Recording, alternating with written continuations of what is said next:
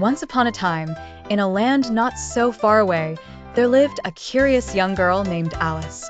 Alice had long, golden hair, a vivid imagination, and an unyielding curiosity that often led her to the most peculiar of adventures.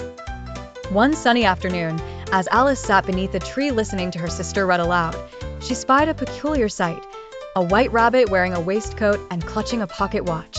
"Oh dear, oh dear, I shall be late," the rabbit murmured, glancing anxiously at his watch.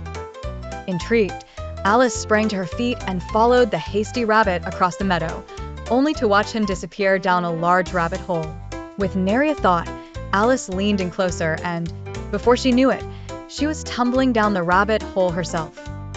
This was no ordinary fall, for Alice seemed to drift gently downwards, passing by curious cupboards, peculiarly shaped jars, and bizarre paintings that floated by as if in a dream. At last, she landed in a hallway filled with doors of all sizes. And there, on a tiny glass table, lay a golden key. Alice eagerly tried the key on each door, but none would open, except a minuscule door hidden behind a velvet curtain. Peeking through, Alice glimpsed a stunning garden, more magical than any she'd ever imagined. But alas, the door was far too small for her to pass through. Just then, Alice noticed a little bottle labeled "Drink Me." In the spirit of curiosity, she took a sip and, to her astonishment, began to shrink. Now the size of a mere doll, she rushed to the tiny door clutching the key, but found in her haste she'd left it high atop the table. Frustrated, she spied a small cake marked "E.M.E." Desperate to repair her mistake, she took a bite and at once grew to an enormous height, now much too large still to pass through the door.